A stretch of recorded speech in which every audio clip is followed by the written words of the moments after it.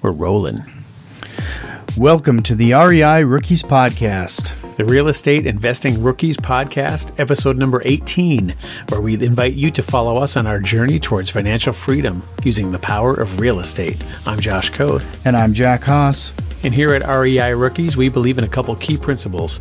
Number one, the best way to retain information is by teaching it to others. And number two, a rising tide lifts all boats. We're not competitors, we're a community. So let's get into some real estate investing. So this week we're going to do something very different, and we're going to do a case study on one specific property that we purchased, rehabbed, and sold. Yep, and I think case studies are really helpful, and they helped me when I was starting out and kind of learning about real estate investing. When you hear somebody talk about how they found a deal, what they did to it, what exit strategy they used, and the profits they made, and the actual numbers involved, I found it really helpful. So, creating our formulas and figuring out how we can replicate those same maneuvers. So when we're talking about this property, you're going to hear us likely refer to it as 713, and that's how we identify some of these properties. So in this case, we found this property through the traditional method of the MLS. Yep, this one was just simply, we were on an auto email list from our real estate agent, and so we get sometimes, multiple emails a day. Every time a property changes its status on the MLS or gets added to the MLS. So a lot of times it can be ones that are being under contract. So, you missed out on that one potentially, or they could be re-added, or it could be a fresh property new on the MLS. And this one was a fresh property. And anything, around $100,000 in our market, it kind of catches my eye, and I'll usually want to investigate further. So, we try to look at properties that will sell for under $200,000. So when you see one listed at $100,000, it kind of catches my eye. So I went over and looked at it, texted our agent, went over and looked at it right away. I think they were asking $99,000 was the asking price. Again, all I did was catch my eye because, as we've stated many times, the asking price is irrelevant to us, right? All we care about is what are the comps, what could it rent for. But I knew that with an asking price of under $100,000 or right at $100,000, we were dealing with something we could potentially work with. So after taking a tour of the property, and just to let you know the dates on this, this was right around October 1st is when we identified the property and went and looked at it. And another key to this is you want to be able to act and react quickly when you see something you want to look at. So I literally texted our agent within minutes of seeing the property appear on this email, because then it's kind of a race against time, especially with properties that are on the MLS. You're racing against other investors, right? So you got to get in the property as soon as you can, right? Yeah, that's right. And in this case, especially that time of year, we're looking at October. The market gets a little bit more hot and competitive as people are trying to sell those properties and acquire those properties before winter hits. Yeah, up here in Fargo, North Dakota, you definitely don't want to be having your house still up for sale in December, January time period, because it's a lot slower around here. So a lot less people out looking and willing to go out and look at your house. So, I knew I had to act quickly. So I went and looked at the property, and right away I knew it was a good candidate for us because it smelled really horrible due to pets. All the flooring was trashed. So I knew that, it was likely driving away a lot of competition from potential owner occupants, and that I was probably only going to be competing against other investors. So that's nice, because then it severely limits your competition and who you're fighting against for the property. So quickly ran some comps in the neighborhood, determined that we could probably sell the property for around between $130,000, $140,000, somewhere in there. So I knew that based on that and a quick tour of the property, we kind of guesstimated our rehab right at around $20,000. So based on those numbers, we decided to offer $70,000 starting. So, and they're asking basically $100,000. So that was a pretty severe reduction from the amount they were asking, 30% reduction, right? So actually, but we got somebody to play ball, as we call it. So they actually countered, and I think they countered at around 90. Then we moved up to 75. They counted it, 85, and we counted it. I think we actually ended up getting it for 78.5 or something. We went back and forth a few times, and we set our maximum offer price that we were going to go up to, and we were right up against that. So, we just held firm and just kept hitting the ball back into their court until they finally accepted our offer. So through that negotiating process, we arrived at a closing date of November 7th, 2016. So that's when we took possession of the property. All right, so the next step after acquiring the property is deciding how much you're going to rehab it. And we'll kind of talk about the exit strategy just a little bit here, because you have to keep that in mind when you're deciding how much to rehab. And initially, this property was going to be a buy and hold rental. We were going to keep it and rent it out. So that's how we came up with our initial strategy of how much to rehab. So that means basically we want to rehab it as minimally and as durably as possible to get it where it's livable and appealing to potential tenants, but not to the point where we would consider a flip level rehab, right? Yeah, and you might even hear people refer to it as renter ready, where we're, like Josh just mentioned, we're going completely durability over everything else. Yep. And you're not going to see us spending any money on luxuries. You wouldn't see backsplashes in the kitchen, for example. Yeah, we just want things to... Because everything, you got to understand, everything you're putting in to a buy and hold rental property is going to be consumed by the tenant, right? So the carpet you're choosing, the linoleum or tile floors or hardwood or whatever flooring you're choosing is going to be consumed. So just you have to approach it with that mindset of, I'm going to be replacing this sometime down the road. So what is the most economical way to put new carpet in? Because we needed new flooring, obviously. So what's the most economical flooring we could use and have it still be appealing to tenants? So we decided that was, what we call like apartment level carpet, so it's not like the nicest, plushest carpet that we might want in our own personal residences, but it's carpet that's cheaper per square foot and very durable and hides stains. So you can get as many years out of that carpet as possible before you have to replace it as you go through tenants. As somebody finishes their lease, you get another tenant in. If you can just get by with cleaning instead of replacing, that can really, help preserve your cash flow. And I think it's best to start the rehab process by looking at what is going to be your best bang for your buck. What are going to be the biggest impact areas? So in our case, it was obviously the flooring, painting, and the kitchen.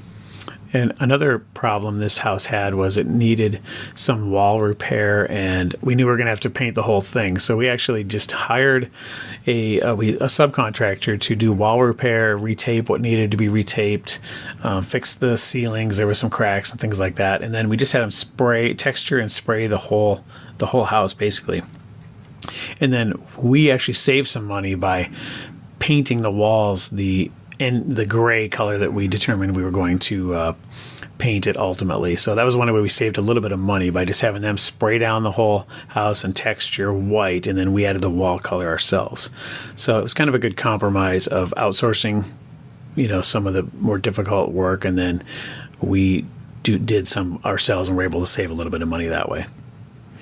And Josh, we also saved a lot of money because thankfully your uncle came in and guided us on quite a few things on this one. Oh, yeah. Yeah, that was, using people in your inner circle that have the knowledge, which my uncle does. He kind of acts as our general contractor. Gave us a lot of really good advice. One thing we did, too, was we changed the flow of the house, because it was a 3-bedroom house, and in one bedroom there was laundry hookups, and we decided, well, let's just move those to the other side of the wall so they'd be in the bathroom instead of the bedroom, and that way it made it 3 true bedrooms. So, you didn't have a 1 bedroom with laundry hookups in it. We thought that was kind of a little funky. So by moving them to the bathroom, that just improved the flow of the house as well. So, you try to make those changes where they make economic sense.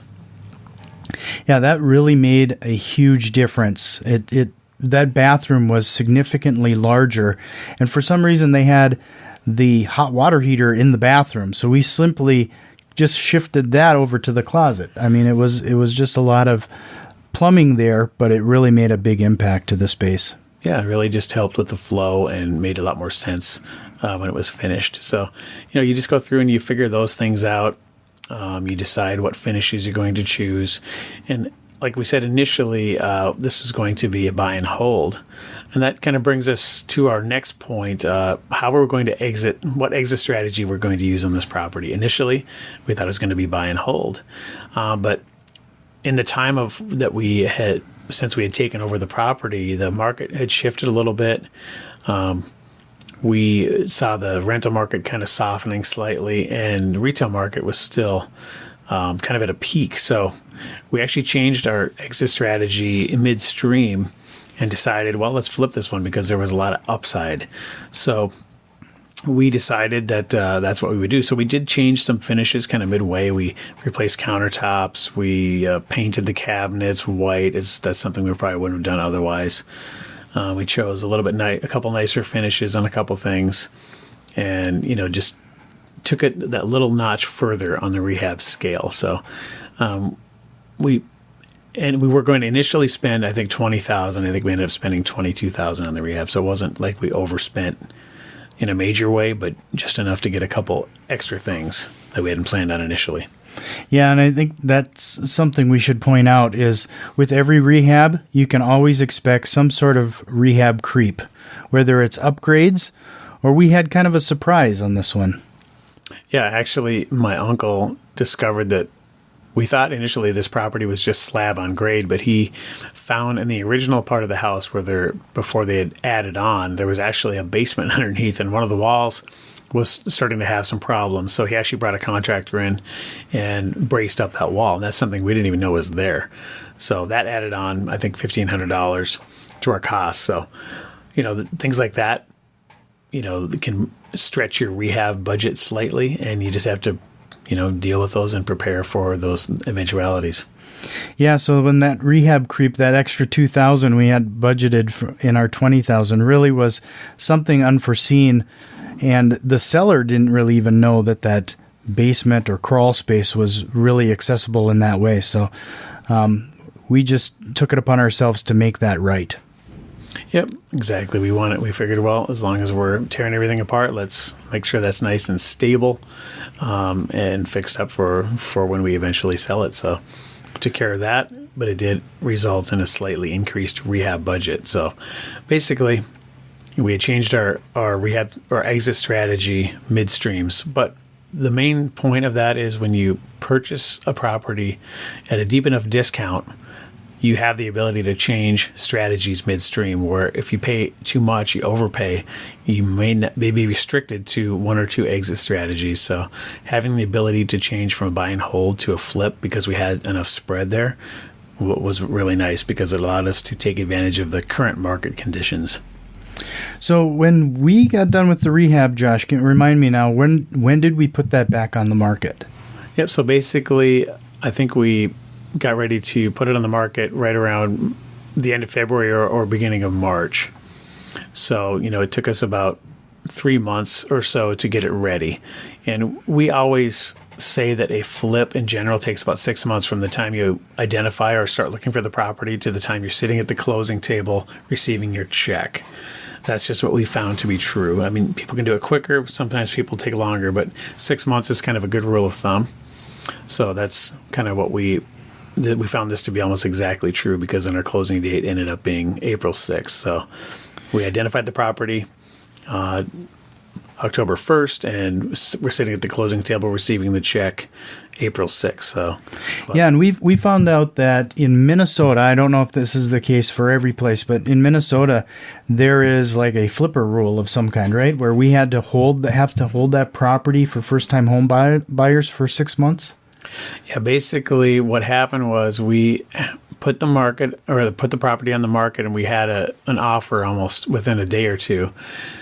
But since we hadn't owned the property for over 90 days yet, since we had closed on the 11th, November 7th, we had to have owned it past 90 days. It hadn't quite been that. So actually, let me do the math here. So December, January, February. So we must have got the offer in February, beginning of February, but it wasn't quite 90 days yet. So we weren't actually able to accept that offer So in the meantime, while their offer kind of was in limbo, another offer came in. It was actually better, and it wasn't contingent on.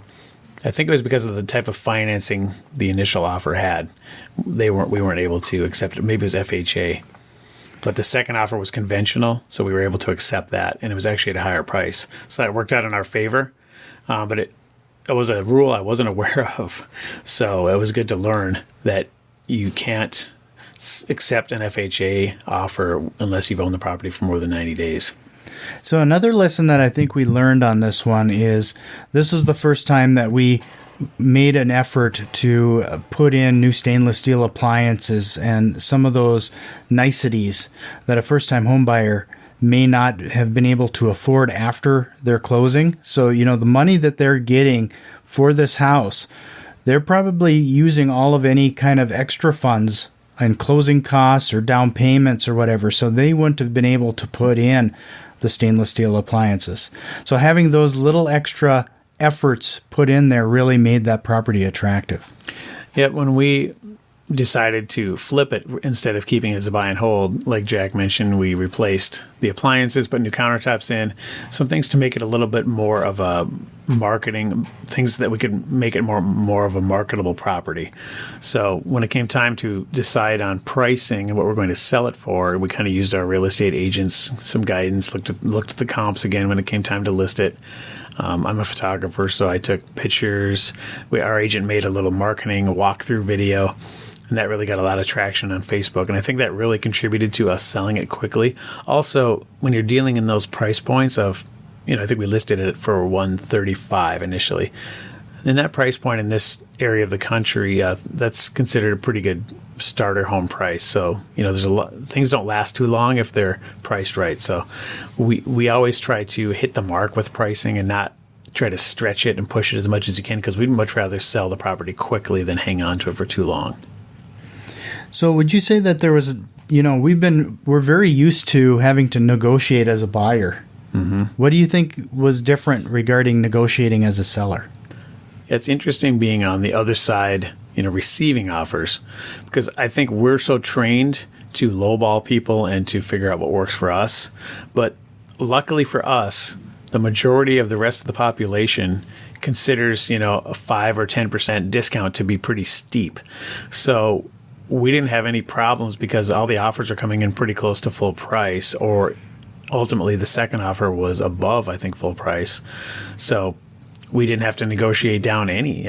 We just kind of chose to accept their offer. So, it's nice to be able to take advantage of from the selling side of the table and not have to deal with people submitting deeply discounted offers. And I think that has to do a lot to do with that price point again, right? We're dealing with that under $150,000. It's really attractive to those first-time home buyers.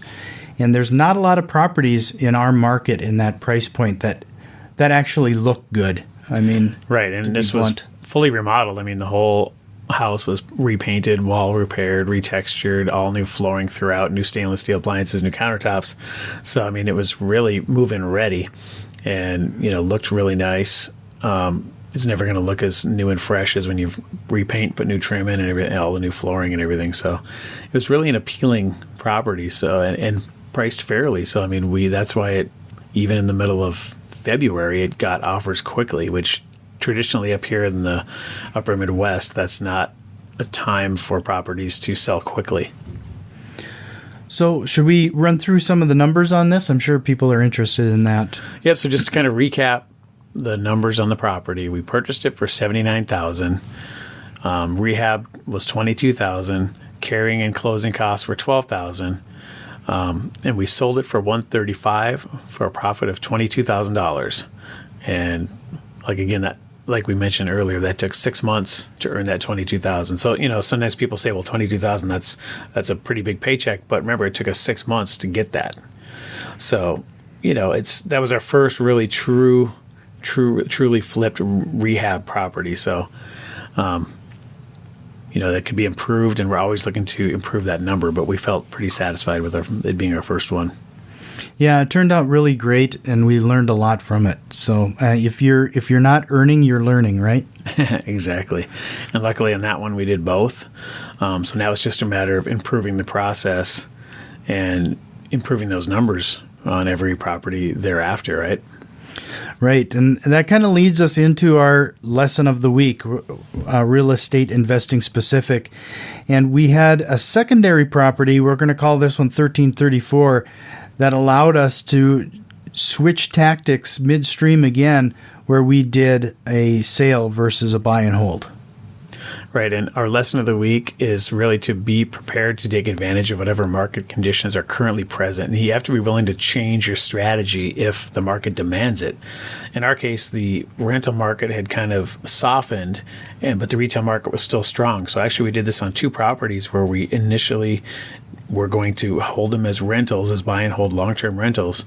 But the market conditions were such that it made more sense to sell on the retail market and move those profits somewhere where we were able to get higher returns for rentals. So that's kind of what we learned on this case study property 713, as well as this other property 1334. And in both instances, we're able to sell quickly and extract our profits, significant profits in a quick manner. And then for those that do not have a semi-retired general contractor in the family, we would recommend in our Coach's Corner a Bigger Pockets book called The Book of Estimating Rehab Costs by Jay Scott. And what's good about this book is that it's, I hate to call it this, but kind of a rehab for dummies. It's a great resource. It was for us where we could get a general idea of what it takes or entails to do specific rehab projects. But in the very back of the book, it also gives you some price ranges. It's some of those price ranges are kind of broad because depending on your market and market conditions, it's going to drive prices, of course. But it's definitely a good resource to start. Yeah, and really being able to nail your rehab costs or estimate them as accurately as possible is such a crucial skill to have. And it's one that usually takes years to develop. And like you said, we have my uncle who helps us out and can kind of give us ballpark numbers pretty quickly. And we're getting better at it ourselves just through looking at hundreds of deals.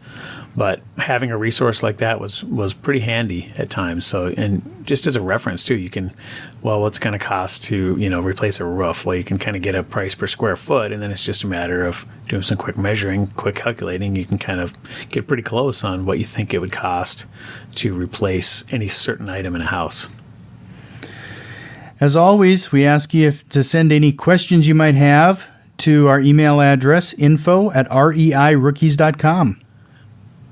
Yep, and if you'd like us to focus on any specific topics or have any other feedback for us, let us know at Facebook or at Twitter at REI Rookies. Make sure you head over to iTunes, subscribe, rate, and review the podcast. It really helps other rookie investors out there find the show. And remember, get off the bench and get into the game. We'll see you next time.